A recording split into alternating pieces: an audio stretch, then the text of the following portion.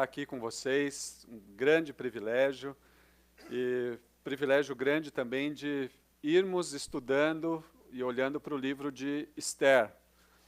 Algumas pessoas querem que acabe logo, mas não, só vai acabar domingo mesmo, não tem jeito.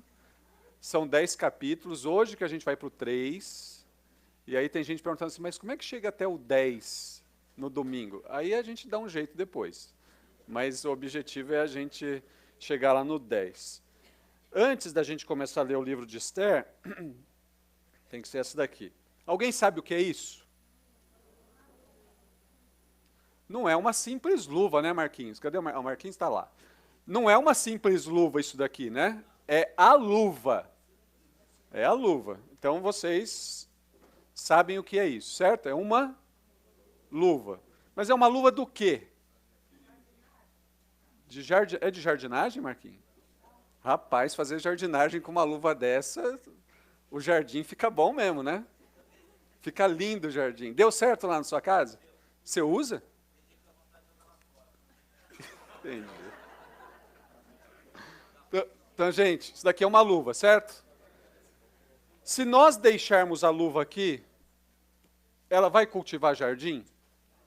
Mas por que não? Porque falta a mão, não é? Então tem luva para aquecer a mão, tem luva de goleiro, tem luva de motociclista, tem luva de jardinagem, não tem tudo isso de luva? Essa luva especialmente, Marquinhos, posso dar um nome para ela? Pode. Depois, se você quiser, você troca, mas... Tá? A partir desse momento, o nome dessa luva vai ser História.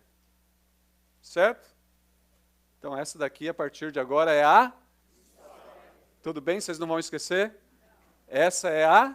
História. Se a gente deixar a história aqui, a história vai ser história, mas ela vai ter o nome de história, certo? Agora, para a história ser história, o que precisa ter? Precisa ter uma mão ali dentro. Então, quando eu olho para o livro de Esther, eu estou falando de uma história que se passou na Pérsia, especificamente nesse livro de Esther, a partir do ano 483 a.C. Nessa história do livro de Esther, tem uma mão invisível que entra na história. E essa mão invisível, quando ela vai entrando na história,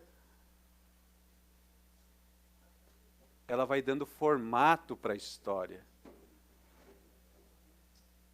E aí a história acontece. Algumas vezes essa mão faz assim, algumas vezes essa mão dá uma apertada na história, outras vezes ela dá uma aliviada na história. Mas a história só acontece porque tem uma mão dentro da história. Se não tiver mão na história, a história vira um caos. É disso que a gente está falando aqui. Nós estamos falando da história, mas de uma história que tem uma mão invisível, dando formato para a história, e governando a história, e sustentando a história. Então, se não tem mão, atenção, gente, se não tem mão, não tem história, ou ela fica totalmente sem graça. Então, olhando para o livro de Esther, nós estamos falando de uma mão invisível sustentando a história. Uma história que se passa na Pérsia, a partir do ano 483 a.C. Ontem eu disse para vocês que o Luiz Berkoff, um teólogo do século XX, ele disse exatamente isso. O Criador preserva todas as suas criaturas, opera em tudo que se passa no mundo e dirige todas as coisas para o seu determinado fim. Então, a gente está falando da história de Esther. Uma história sustentada por uma mão invisível. Essa mesma mão invisível, ela não sustenta só a história de Esther, na Pérsia, em 483. antes de Cristo. Ela sustenta a sua história. A sua história pessoal, a sua história particular é sustentada por esse Deus, Criador de todas as coisas, sustentador de todas as coisas, preservador de todas as coisas. Amém, queridos? Vamos orar? Vamos fazer como temos feito. Peça ao Senhor nessa manhã, para que Ele fale com você. Comigo e com você. Não é só com você, não. É comigo e com você. Peça ao Senhor para que Ele mantenha os seus ouvidos abertos, os seus olhos abertos, o seu coração aberto. Esse Senhor, que é o Senhor da história universal, Ele é tão fantástico, que Ele está aqui conosco. Ele está nos bastidores da nossa história, Ele está atrás das cortinas da nossa história. Então pede para o Senhor nessa manhã, Senhor, fala comigo. Senhor, deixa eu te ouvir.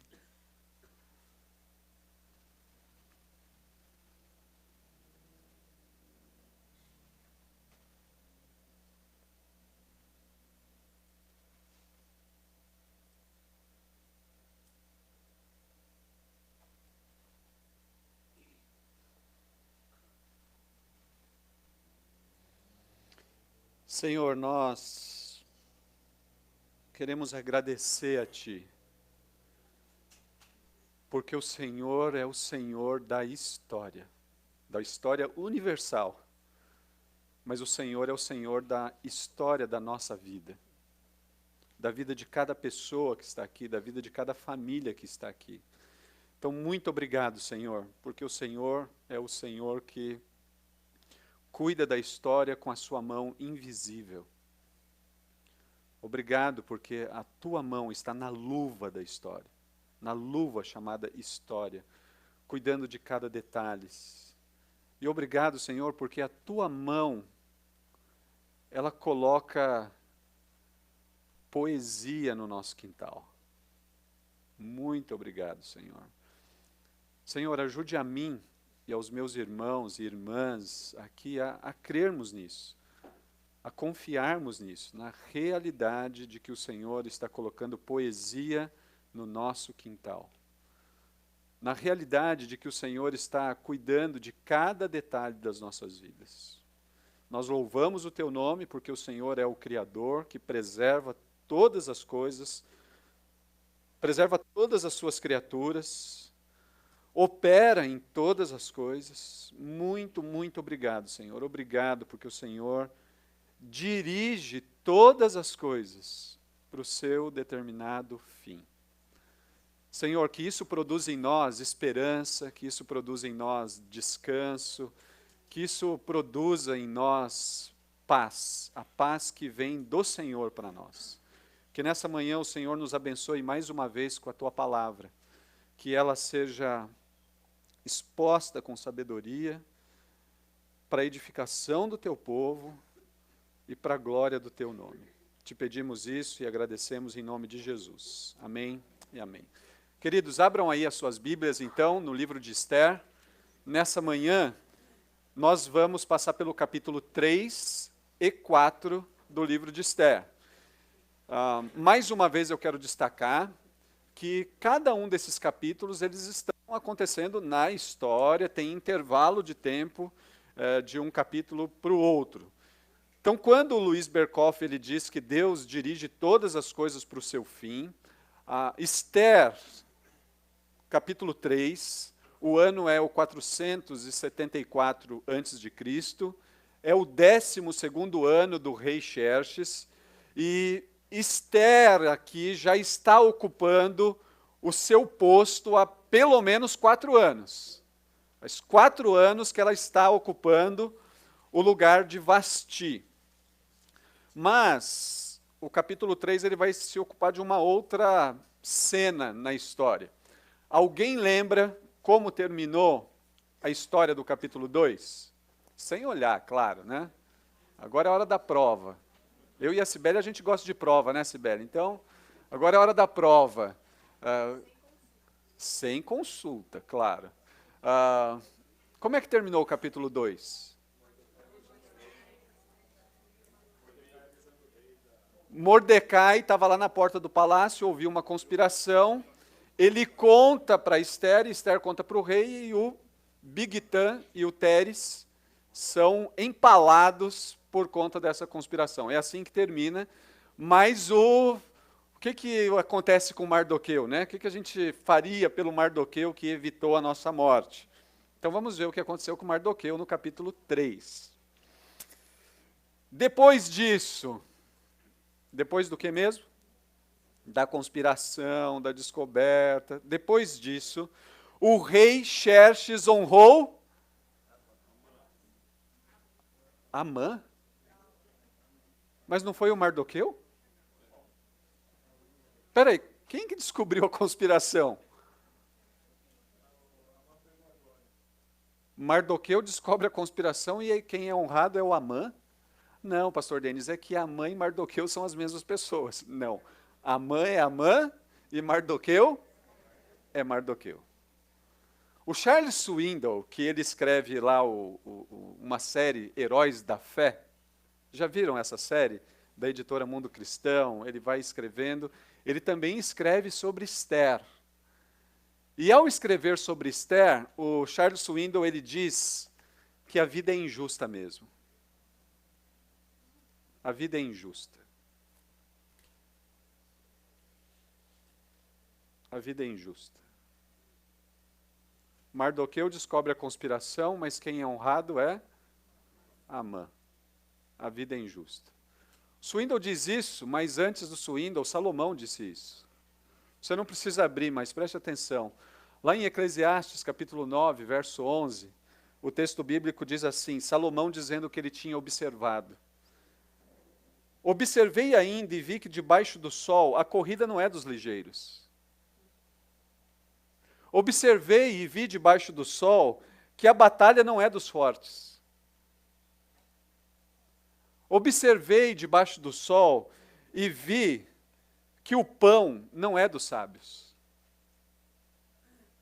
Observei debaixo do sol e eu vi que a riqueza não é dos prudentes. Observei debaixo do sol e eu vi que o favor não é dos inteligentes. Observei debaixo do sol e vi que tudo depende do tempo e do acaso. Acaso, pastor Denis? É, acaso. Quando a gente olha para a história, a gente vê acaso, não é? Mas acaso não existe não, gente. Existe uma mão invisível cuidando da história. A vida é injusta, gente. Quando a gente olha para a vida que nos cerca. E o único jeito de escapar dessa dureza é a gente olhar para aquele que pode nos alimentar diariamente com esperança. Jesus Cristo. Se você olhar para o seu trabalho, você vai ver que a vida é injusta. É ou não é? Se você der uma olhadinha para os seus colegas ao redor, você vai ver como a vida é injusta. Se você olhar para os seus concorrentes, né? Tem um amigo aqui que lida com concorrentes desonestos. A vida é injusta. Então, se a gente ficar olhando para os colegas, para os concorrentes, para o trabalho, a gente vai ficar deprimido para sempre, não é mesmo? Então, a gente tem que olhar para o lugar certo. Nós temos que olhar para o Deus que, com a sua mão invisível, controla toda a história. Esther, capítulo 3, é assim mesmo. Depois destas coisas, Xerxes honrou Amã. Amã, filho de Amedata, descendente de Agag, e o promoveu, dando-lhe posição acima de todos os príncipes que estavam com ele. E todos os que serviam o rei, que estavam à porta do palácio real, se inclinavam e se prostravam diante de Amã, pois o rei tinha dado essa ordem a seu respeito. Porém, Mardoqueu não se inclinava nem se prostrava diante dele. Então, os que serviam o rei, que estavam à porta do palácio real, disseram a Mardoqueu: por que você desobedece à ordem do rei? E visto que lhe diziam isso dia após dia, e que ele não lhes dava ouvidos, foram contar isso a Amã, para ver se o procedimento de Mardoqueu seria tolerado, pois ele lhes tinha dito que era judeu.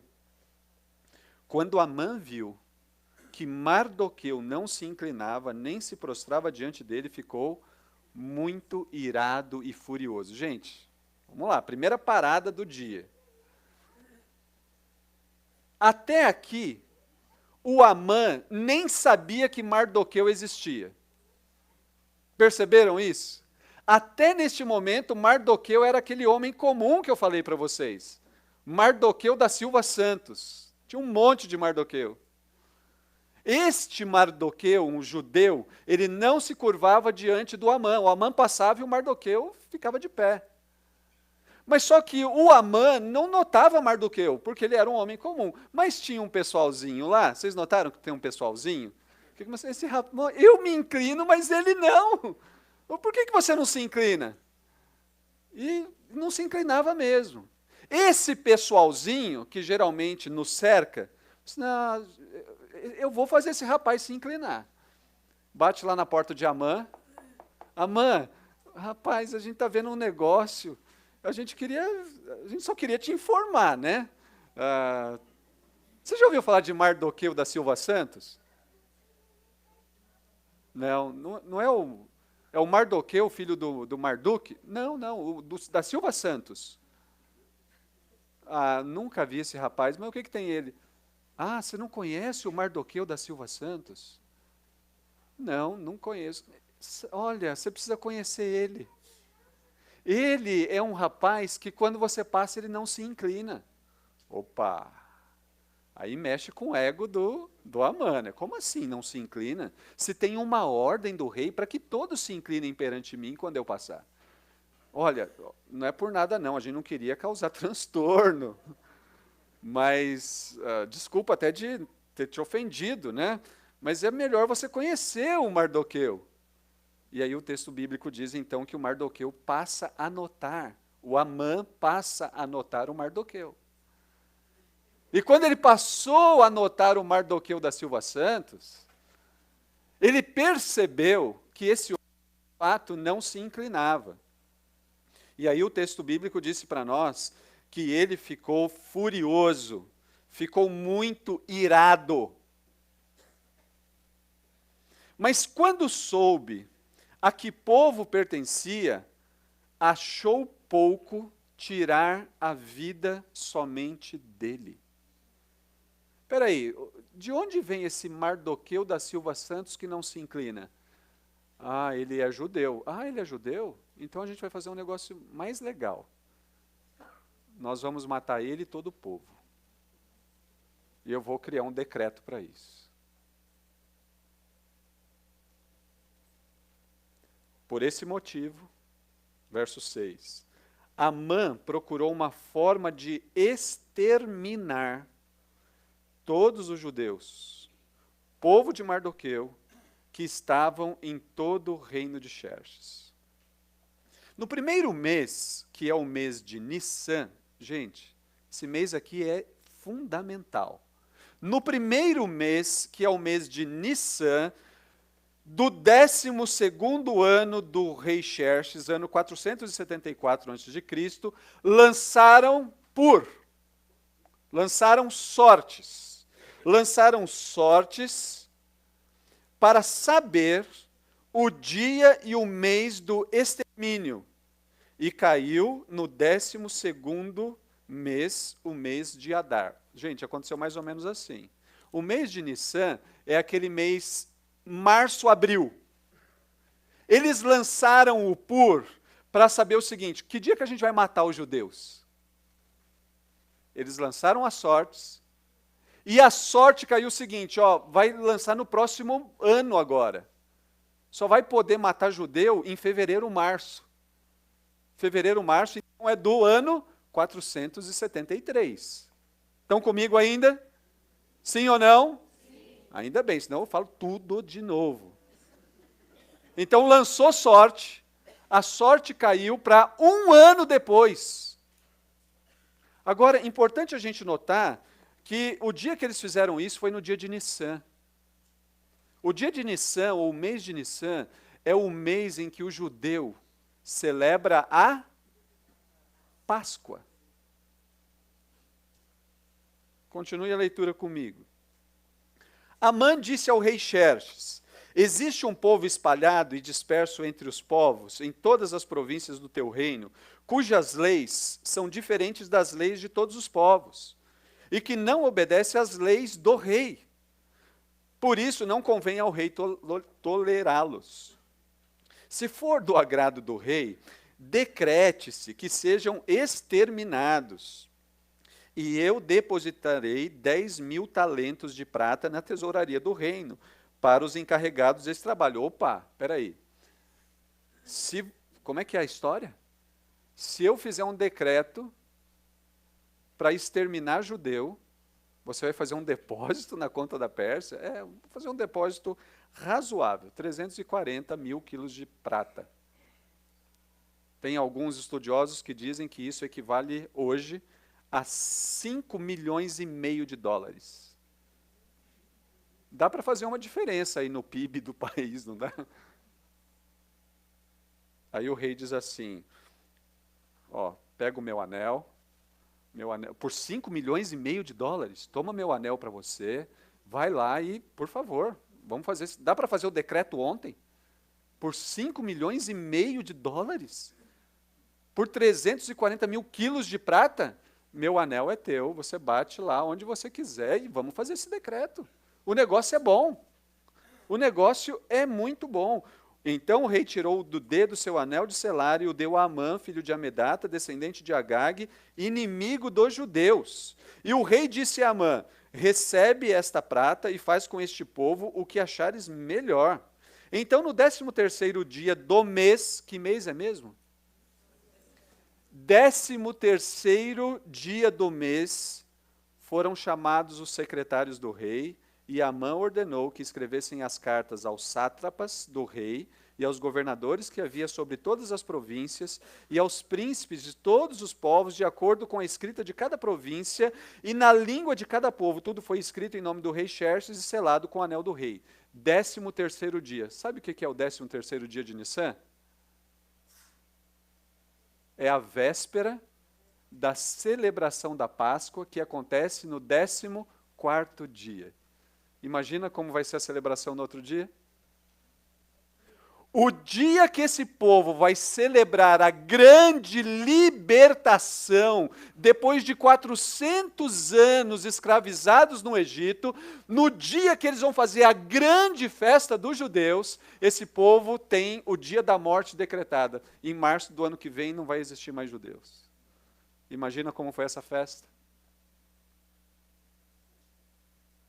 Imagine que na véspera do seu aniversário, você vai até o médico e o médico dá uma lida no seu exame.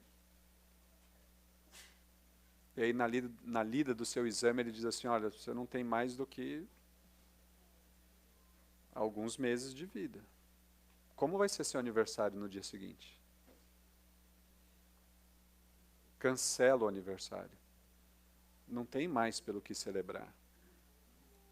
Mas já convidamos todo mundo. Já encomendamos o bolo, os salgadinhos, os refrigerantes.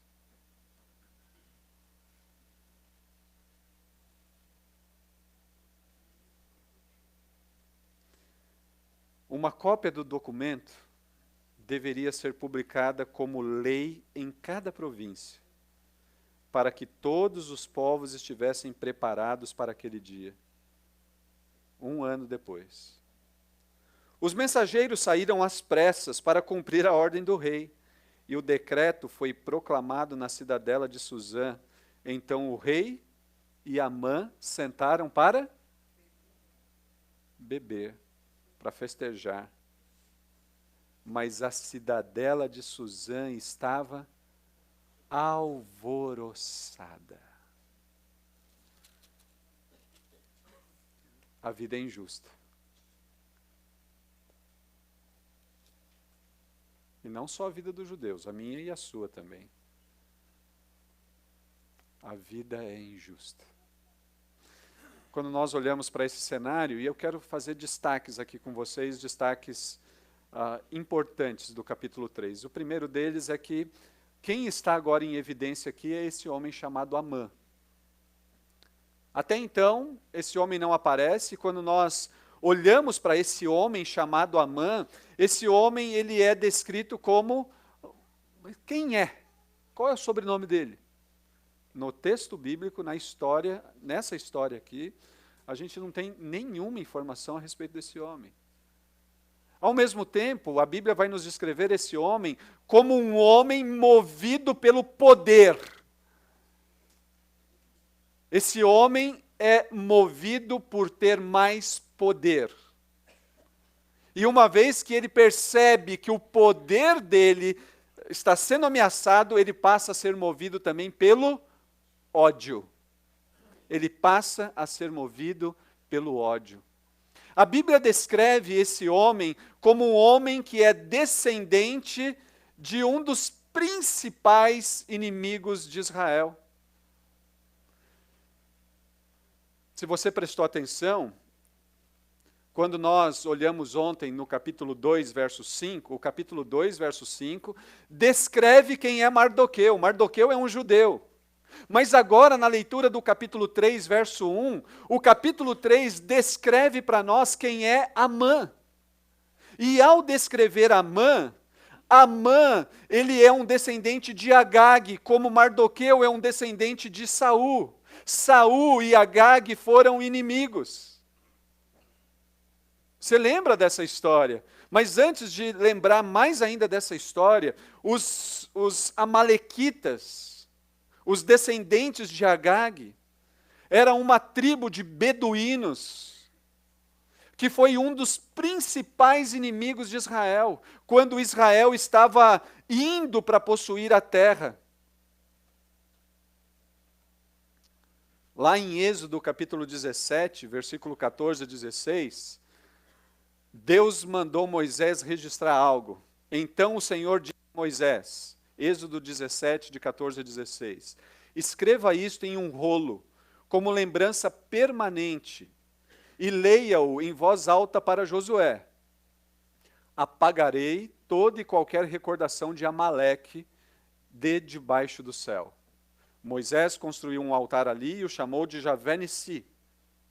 E disse, uma mão foi erguida perante o trono do Senhor, de geração em geração. O Senhor guerreará contra os amalequitas. Quando nós olhamos para a história e lembramos de primeiro livro de Samuel, capítulo 15, o Senhor deu uma ordem para Saul, e a ordem foi, agora vão, ataquem os amalequitas e consagrem ao Senhor para a destruição tudo o que lhes pertence. Não poupem, matem homens, mulheres, crianças, recém-nascidos, bois, ovelhas e jumentos. No verso 9 do capítulo 15 de 1 Samuel, o texto diz, Saul e seus homens pouparam a vida de Agag, bem como o melhor das ovelhas, o melhor do gado, o melhor dos bezerros gordos e dos cordeiros. Destruíram apenas o que não tinha valor ou que era de qualidade inferior. Queridos, se Saul tivesse feito o trabalho direito, Amã não teria, Mardoqueu não teria um Amã para enfrentar agora. É esse o cenário. Esse homem é um homem movido pelo poder, e quando ele percebe que o poder está sendo ameaçado, ele passa então a ser movido pelo ódio. Um ódio que já é histórico. Ele não gosta de judeu, e ele não gosta de judeu porque os judeus tiveram uma batalha há alguns anos atrás, na época do Reino Unido, e muitos amalequitas morreram. Agora é minha vez de matar. Agora eu vou matar judeu. Eu vou colocar um dia no calendário. Um dia para matar judeu. O dia 8 de março de 473 é o dia de matar judeu. Agora eu me vingo de toda a história. Esse homem, então, ele aparece na cena, mas na cena do capítulo 3, Israel também aparece na cena. E quando nós olhamos para Israel, o texto apresenta para nós que Israel é o povo que Deus escolheu e Deus elegeu. Israel, no capítulo 3, o povo judeu, é aquele povo que começa a ser formado a partir de Abraão, com o chamado de Abraão, em Gênesis capítulo 12. Quando nós olhamos para Israel, Israel, em 474, é o povo exilado, são os escravos. Quando nós olhamos para os judeus, nós, no capítulo 3, sabemos que este povo é o povo que está correndo o risco de ser exterminado. Mas ele vai ser exterminado da maneira mais cruel possível. Antes de eu matar, eu vou torturar psicologicamente. Sabe quantos dias falta para a sua morte? 364 dias. Sabe quantos dias falta para eu poder te matar? 363 dias. É igual aquela música do elefante. Um elefante incomoda muita gente, 2 elefantes incomodam muito mais. Todo dia tinha alguém lá falando, dia 8 de março de 473, eu vou poder te matar. Não vejo a hora de chegar esse dia. É o dia da vingança. Esse é o cenário, queridos. Agora, o que é importante da gente saber é que na história, lembra do nome dela? Ixi. Lembram do nome dela? Na história, tem uma mão invisível dando formato para todas as coisas. Então, no bastidor de Amã, tem Deus, o único Deus. Nos bastidores do povo de Israel, tem o único Deus, cuidando da história, sustentando a história, cuidando de todas as coisas. Vamos ler o capítulo 4? Só que antes, você precisa prestar atenção nisso. Importante para mim e para você. Queridos irmãos e irmãs, segurem-se aí no seu banco. É de verdade, tem que segurar mesmo. Vamos lá, gente. Vocês estão achando que é brincadeira? Segura. Sempre haverá Amãs ao nosso redor.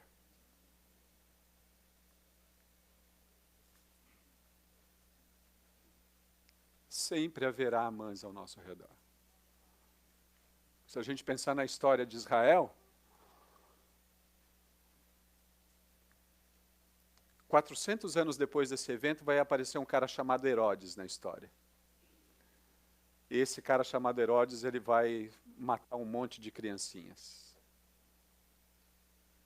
Se a gente pensar na história, bem mais recente, vai aparecer um cara chamado Hitler, e que ele vai matar mais de 6 milhões de judeus.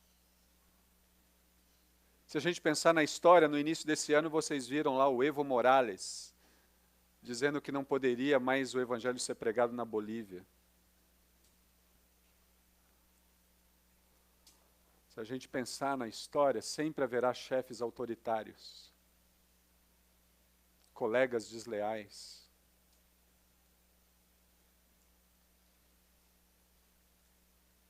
Sempre haverá Amãs ao nosso redor.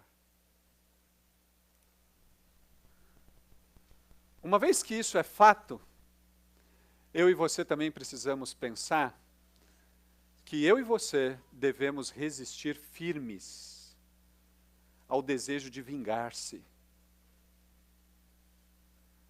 Eu e você precisamos resistir ao desejo de querer fazer justiça com as próprias mãos. A gente tem que parar de querer fazer justiça com ex-esposas, ex-maridos, ex-sogras, ex-chefes, ex-amigos, ex-pastores. Não vejo a hora de me vingar do meu ex-pastor.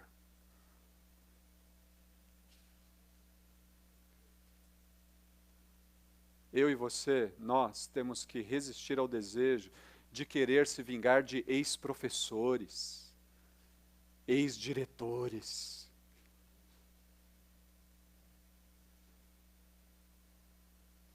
Queridos, no reino de Jesus Cristo, no reino de Deus, perdoar é um imperativo. No reino de Deus, no reino de Jesus Cristo, perdão é um imperativo. Ele deu o maior exemplo a respeito disso.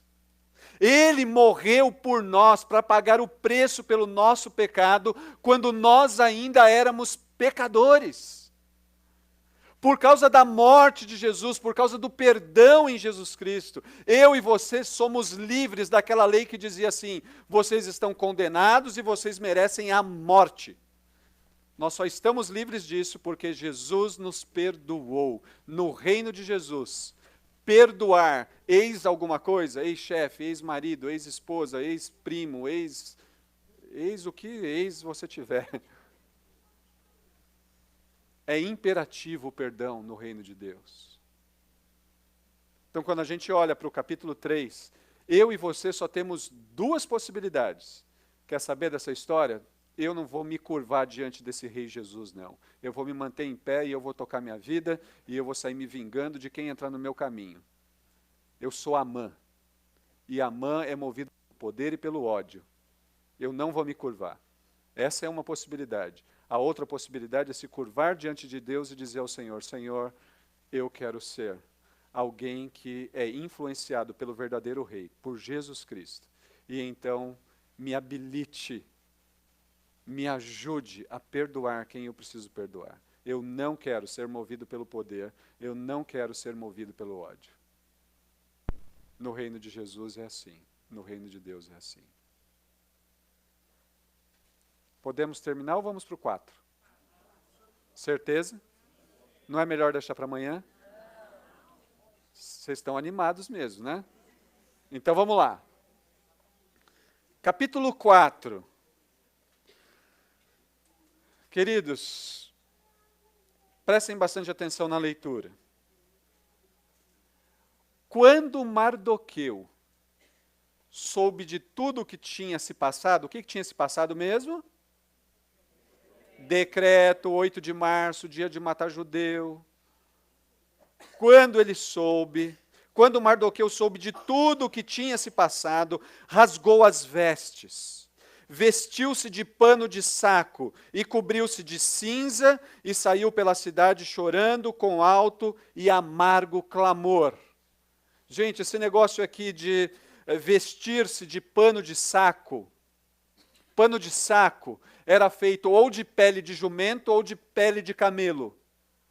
Portanto, essa roupa era uma roupa muito desconfortável. Esse negócio de jogar cinza na cabeça era o sinônimo de dizer assim: estou morto, eu me identifico com quem já está morto. Está difícil, a situação agora está muito difícil. Ele sai chorando, porque o decreto é irrevogável. O anel do rei Xerxes foi batido nessa lei.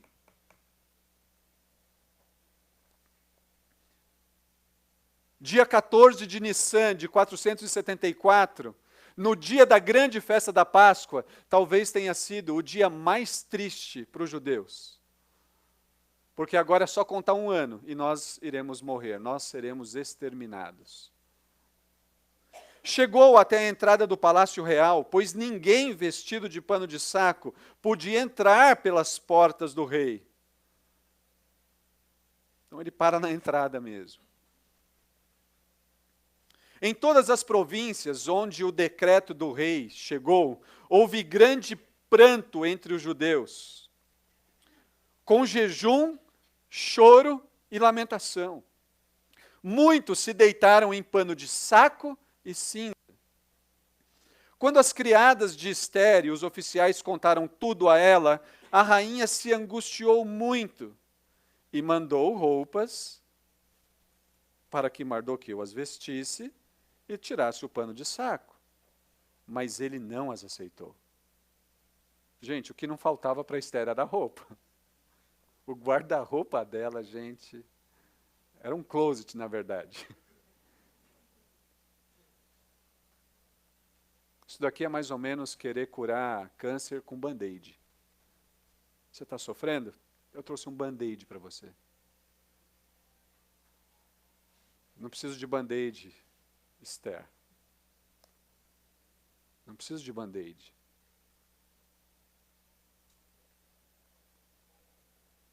Então Esther mandou chamar Atá, um dos oficiais do rei designado para servi-la, e mandou que ele fosse falar com Mardoqueu e descobrir por que ele estava agindo daquela maneira.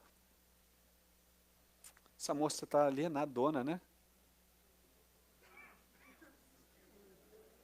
Ela está mergulhada para valer na Pérsia, né? Ela não conseguiu nem ler o WhatsApp.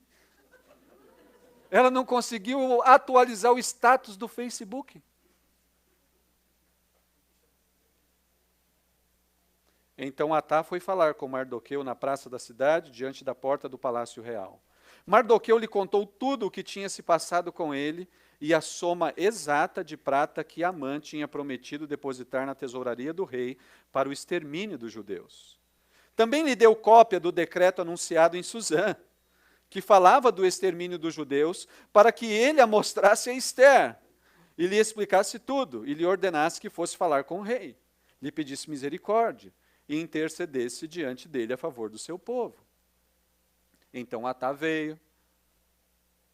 Estherzinha, querida, dá uma atualizadinha aí no Face. Ele traz o decreto, a cópia do decreto. É isso daqui que está acontecendo, Esther. Os judeus vão ser exterminados.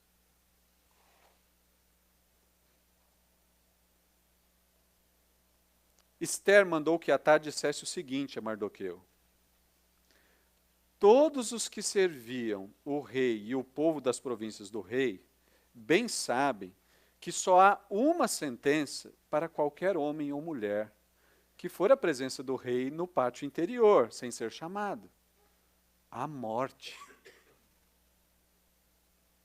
A menos que o rei lhe estenda o cetro de ouro e lhe poupe a vida. Mas já há 30 dias que eu não sou chamada para entrar na presença do rei. Gente, acho que de heroína até aqui, nada. Mas será que o Mardoqueu esqueceu como é que funcionam as coisas aqui no palácio? Heródoto, que eu já mencionei aqui para vocês, um historiador do século V, ele dizia que as muitas mulheres dos reis persas, elas nem dormiam no mesmo quarto. Os aposentos eram outros. Esposa de rei não é igual a nossa esposa. Nossa esposa quer alguma coisa, como é que você faz, meu bem, quando você quer alguma coisa? Depois você conta. Geralmente, né, manda o WhatsApp, liga, deixa 382 mensagens. Não que você faça isso, viu? É só uma pequena ilustração. Lá na Pérsia não era assim, não. Para a mulher falar com o marido rei tinha que querer falar com ela. Tem alguns homens que estão falando, puxa, essa moda podia pegar.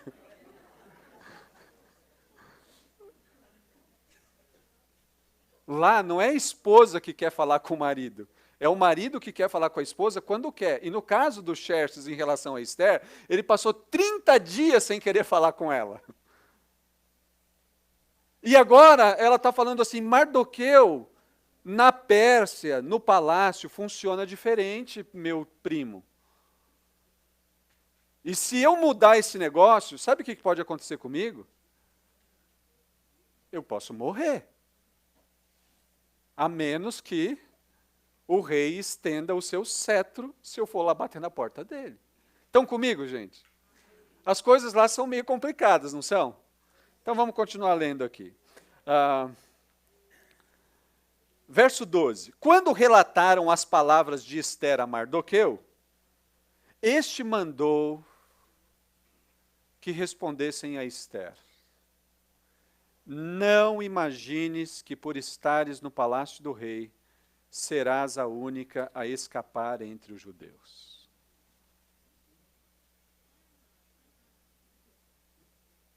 Aqui depende de como a gente lê esse negócio, né? Se eu for morrer, você vai morrer comigo. Não, se você ficar quietinha, eu vou contar que você é judia, porque até agora ela não contou essa história. Agora, gente, presta atenção no verso 14. Pois se calares agora, socorro e livramento surgirão de outra parte para os judeus. Você pode ficar quieto. Mas se você ficar quieto, cadê a história? Você pode ficar quietinha. Socorro e livramento virá de outra parte para os judeus. Mas tu e tua família não escaparão.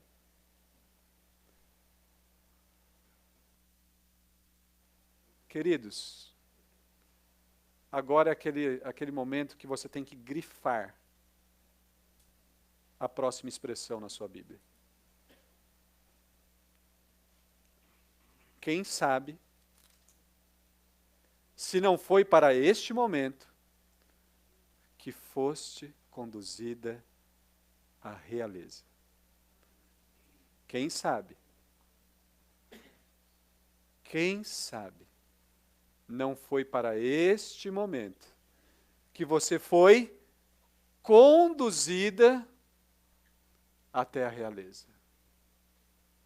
Quem sabe? Não foi para este momento que você foi conduzido até o PV Caldas em julho de 2018. Quem sabe? Ninguém está aqui só de férias. Nós estamos aqui também de férias. Quem sabe, se não foi para este momento que foste conduzida à realeza.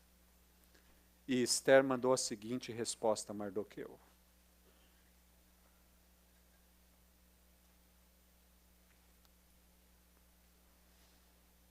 vai e reúne todos os judeus que estão em Suzã, e jejuai por mim.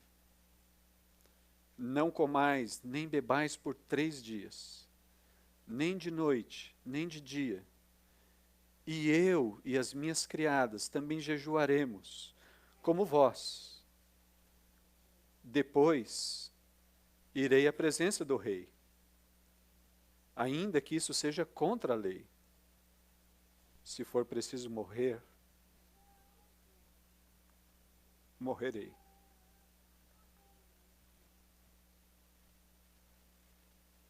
Então Mardoqueu foi e fez tudo o que Ester havia ordenado. Quem sabe, não foi para este momento que você foi conduzido à realeza.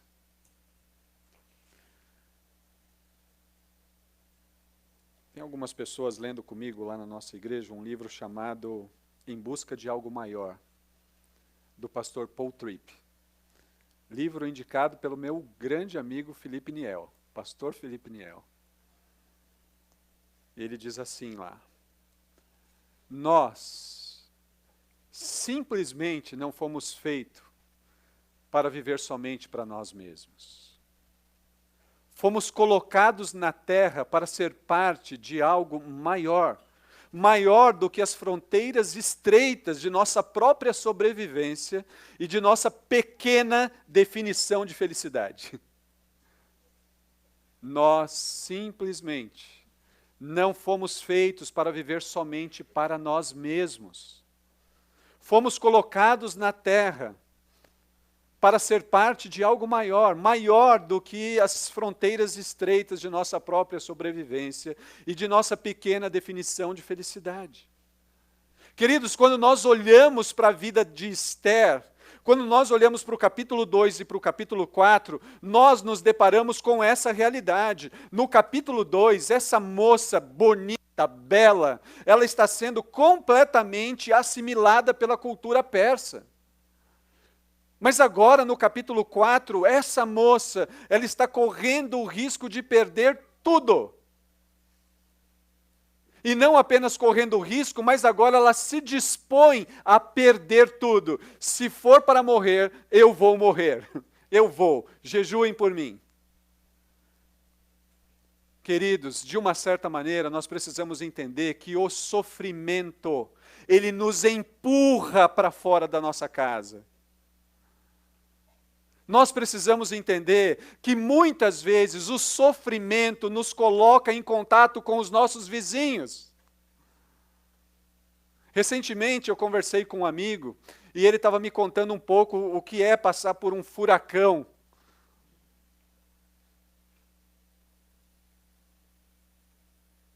E das muitas coisas que ele me falou sobre como é passar por uma tempestade de furacão, ele me disse o seguinte: Denis, o furacão, ele derrubou as cercas da minha casa. Mas quando o furacão derrubou a cerca da minha casa, eu pude conhecer o meu vizinho.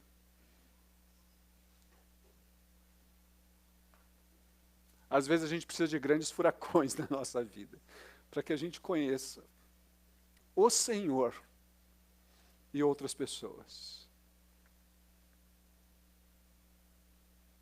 O sofrimento, ele nos força, as dificuldades nos forçam a dar a mão um para o outro. As dificuldades nos forçam a nos unirmos com os outros. E não de qualquer maneira, mas com muita força. As dificuldades, gente, não dividem famílias. O que divide família é riqueza. Dificuldades não dividem famílias. O que divide família é a trivialidade, é o excesso. É o desperdício que divide famílias. Dificuldades não dividem famílias. Porque quando famílias passam por dificuldades, as famílias dão a mão um para os outros. E segura com bastante força. Dificuldades não dividem famílias. O que divide em famílias é o trivial, é o excesso. São as sobras. É a riqueza. Por favor, não entenda que riqueza e sobra é errado. Aliás, comprem as coisas da terra. Que já acabou, né?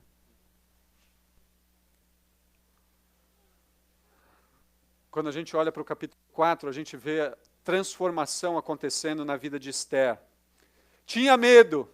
Não é de qualquer jeito que entra na presença do rei. Medo é transformado agora em coragem. Tinha dúvida, mas dúvida agora é transformada em confiança. Tinha uma preocupação pessoal, mas preocupação pessoal agora é transformada em sobrevivência do seu povo. O pastor Eugene Peterson, ele diz o seguinte a respeito de Esther: no momento em que Amã se levantou, Esther passou por mudanças. De bela rainha a santa judia, de símbolo sexual vazio a intercessora apaixonada.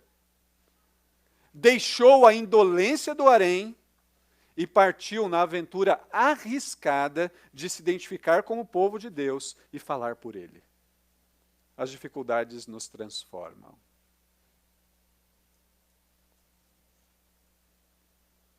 Queridos, quando nós olhamos para Esther, ela corre o risco de perder o palácio, de perder a vida. Esther, ela arrisca a sua vida para salvar o seu povo. E, queridos, é impossível eu passar por Esther e não lembrar do Senhor Jesus Cristo, que não apenas arriscou a sua vida, mas entregou a sua vida. Voluntariamente abriu mão do seu trono. Deu a sua vida por completo, em meu favor, em seu favor. Sabe para quê? Para que nós pudéssemos entrar no reino dele. No reino de Jesus, no reino de Deus, você não paga para entrar. No reino de Jesus, no reino de Deus, uma pessoa pagou. Essa pessoa é Jesus Cristo. Que tinha um trono, que tinha um reino, que abriu mão do reino para morrer no meu e no seu lugar. Então, queridos, Esther agora ela diz, jejuem por mim, 3 dias, e aí a gente decide o que vai fazer. E isso é o capítulo 5. Só amanhã. Não tem jeito, só amanhã. Então você tem que voltar amanhã. Porque hoje a gente vai terminar, eu não vou fazer destaque, mas eu quero apontar para vocês 3 pontos para você refletir sobre aquilo que nós estamos falando aqui. Primeiro ponto de reflexão que eu quero que você pense, o que tem trazido segurança para você? Inicialmente, Esther, eu disse para vocês que Esther, a impressão de Esther não era positiva. E não era positiva porque quando eu leio a história de Esther, eu percebo que aquela moça queria a Pérsia, porque a Pérsia poderia dar para ela segurança, guarda-roupa, salão de beleza, servos, casa. Tinha os seus criados, as suas criadas, os seus servos. O que traz segurança para você hoje?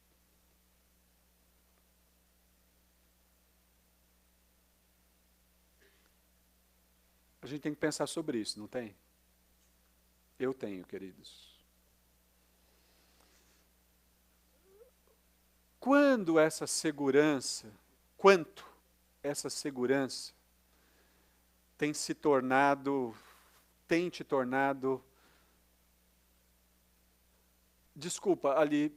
insensível e covarde. Não é sensível, é insensível e covarde. Você tem um bom emprego, você tem um bom salário, você já tem uma vida tranquila. Por que nessa altura dos meus 20 anos eu vou arrumar confusão com alguém? Por que eu vou ficar me preocupando agora com as pessoas que estão ao meu lado? Queridos, nós vivemos em um momento onde a individualidade é pregada em todo momento. Você tem a sua vida e eu tenho a minha. Você toca a sua vida e eu toco a minha. Não é assim? Isso entra dentro da igreja, o individualismo. Quanto que essa segurança que você tem te coloca na posição de insensibilidade e covardia?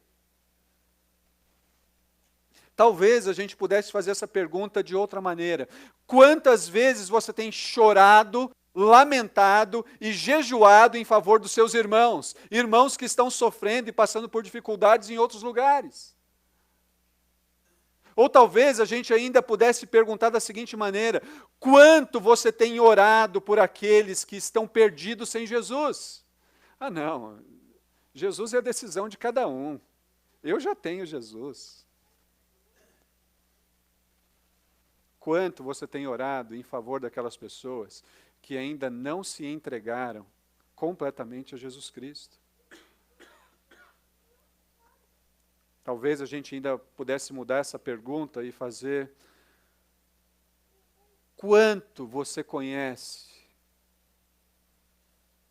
dos sofrimentos das pessoas que estão ao seu lado? Agora.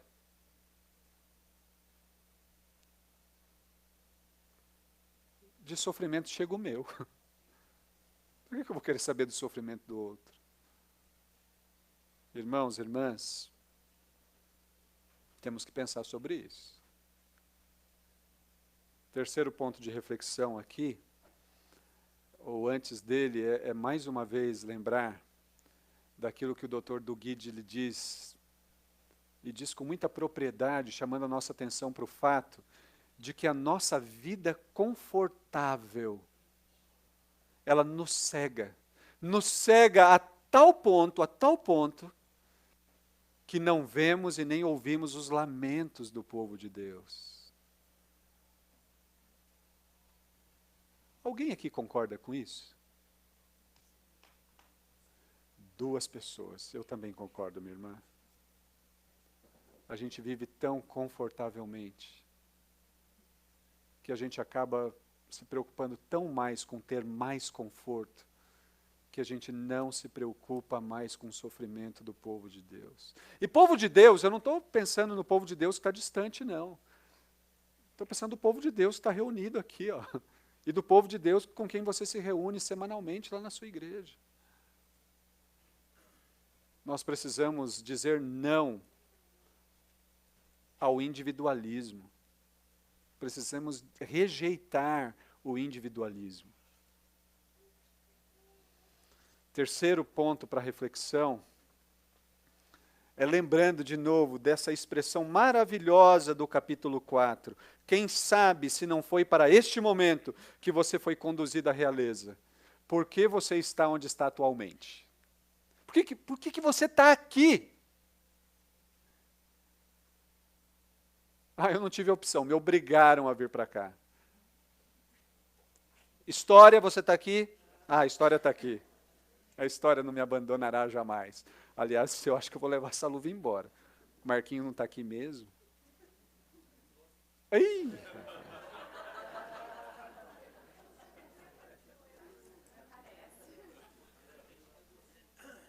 Dá para negociar? Então tá. Quem sabe não foi para isso que você foi conduzido à realeza. Por que você está aqui? Não tive opção, me obrigaram. Não, você não veio para cá só para as férias. Por que você está ocupando o cargo que você ocupa? Lá onde você trabalha? É o processo natural. História. Mão invisível na história. Por que você está onde está? Por que você faz o que faz?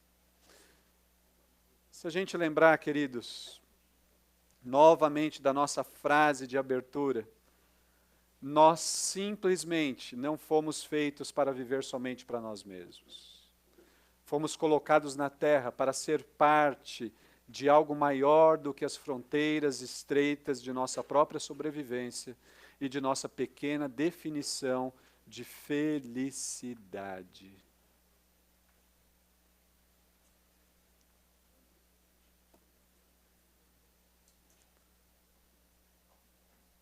Amém, queridos? Eu quero dividir com vocês nessa manhã, eu quero que vocês ouçam uma música. Gerson, lembra do Cláudio Santana? Passou pelas mãos do Gerson, gente. Cláudio Santana é um compositor brasileiro.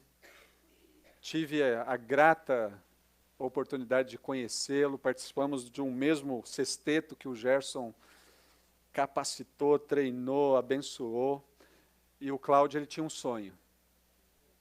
O sonho do Cláudio era fazer trilhas sonoras para filmes. E ele está andando nesse caminho. Ele tem um álbum que você pode encontrar lá no Deezer, no Spotify, no iTunes e nesses lugares, chamado O Plano é o Seguinte. Eu recomendo que você que pode, você que gosta, que você tenha esse álbum. Nesse álbum tem uma música que, sem dúvida nenhuma, é uma daquelas que eu mais gosto. Eu gostaria que vocês ouvissem antes da gente terminar aqui e antes de orarmos juntos. David, está no jeito aí? eu preciso colocar a letra.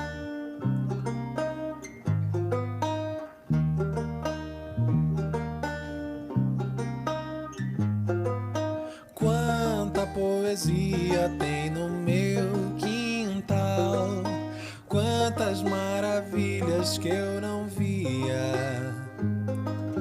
Um dia comum, nada tinha de comum, é só lembrar.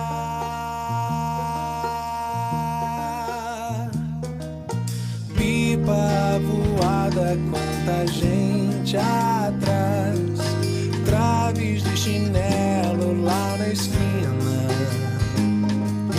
Tinha chuva e sol, a viúva e o espanhol saindo pra dançar. Era assim, com doce e café com leite, tarde sem fim, amigos na rua da frente. Tão bom assim, ouvir os causos de família tempo atrás. Era assim, namoro firme de mão dada, noite sem fim, sonhando com a mulher amada. Tão bom assim, que eu me pergunto quem foi colocar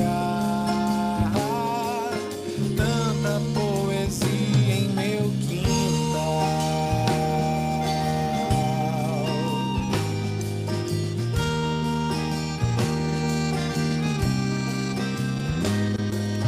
Quanta gritaria num despertador, quanta agenda pra tão pouco dia.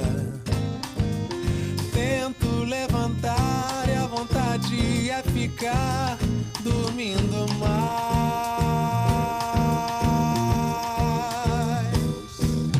Olho então pro céu e encontro digitais, uma assinatura em minha vida. Não posso te ver, mas meu coração que crê enxerga mais além. Estavas lá nas minhas lutas e tropeços, estavas lá me amando mais do que eu mereço, estavas lá em cada alegria que hoje trago em mim. Oh, estás aqui, tão claro como o sol que brilha. Estás aqui, meu rei, meu bom pastor, meu guia. Só eu não vi, foi sempre a tua mão a colocar tanta poesia em meu quintal.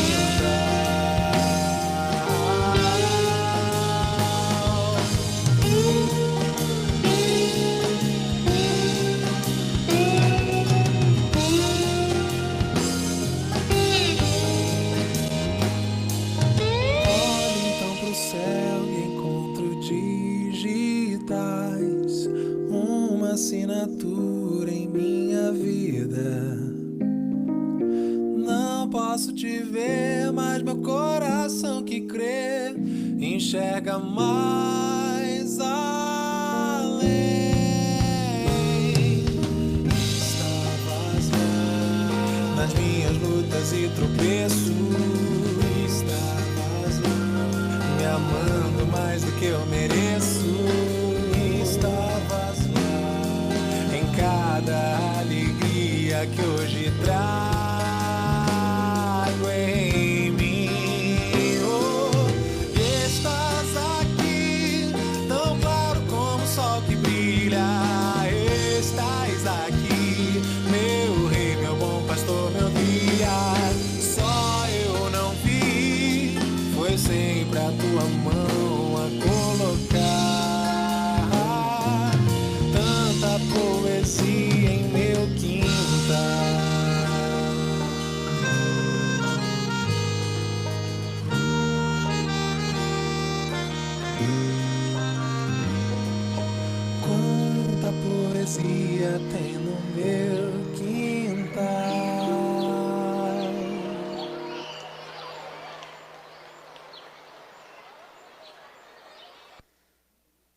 Tem poesia no teu quintal? Tem poesia no teu quintal? Sabe quem colocou?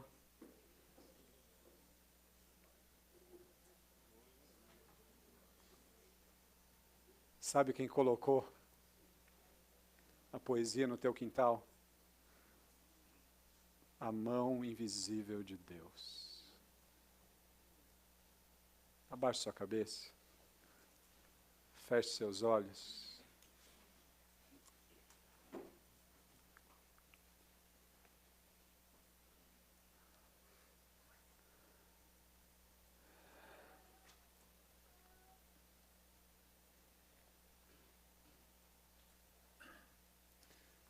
O que você tem para falar para o Senhor nessa manhã?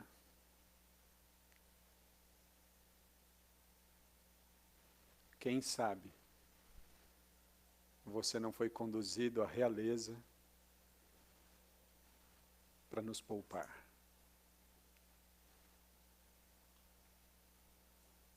Agradeça ao Senhor pela quantidade de poesia que tem no seu quintal. Mas reconheça que cada linha dessa poesia tem sido escrita pela mão invisível dele.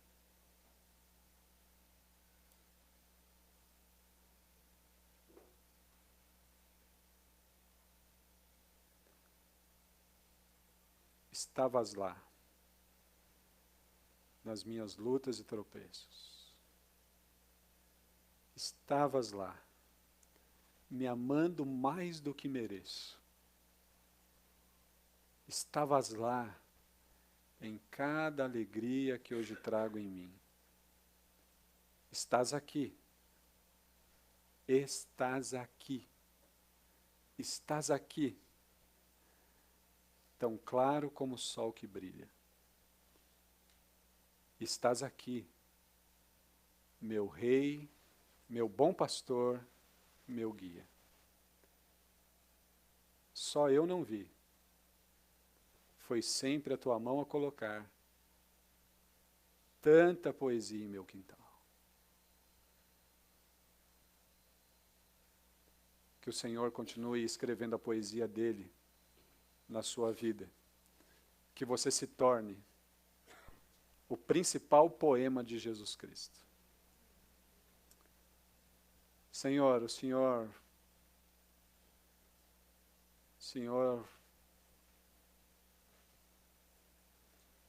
é maravilhoso.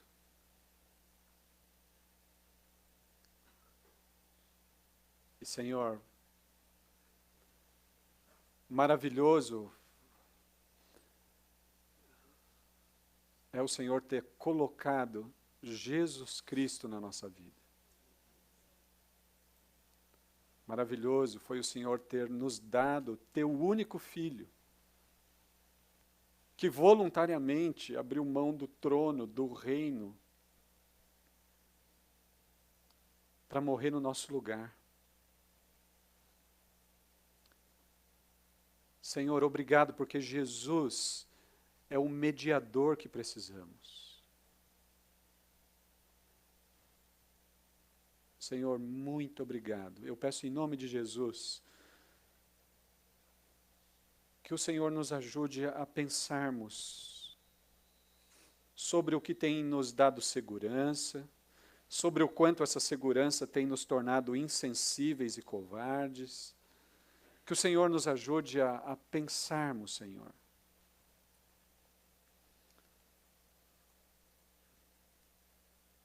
Sobre as coisas da nossa vida. Senhor, nos ajude a reconhecermos que o Senhor é o Senhor que tem colocado poesia no nosso quintal. E tem colocado não apenas para que nós nos satisfaçamos com a poesia, mas tem colocado poesia para que o teu nome seja honrado, glorificado. Tem colocado poesia para que nos importemos com as pessoas que estão ao nosso redor. Tem colocado poesia para que a poesia seja dividida para a honra, glória e louvor do teu nome. Senhor, que o Senhor continue nos abençoando, abençoando aqui cada homem, cada mulher, cada família, cada pessoa que está aqui. Obrigado porque a tua mão invisível nos conduziu para cá nessa semana. Que nós reconheçamos isso e glorifiquemos a ti. É o que nós te pedimos e agradecemos em nome de Jesus. Amém e amém. Que Deus os abençoe, queridos. Obrigado.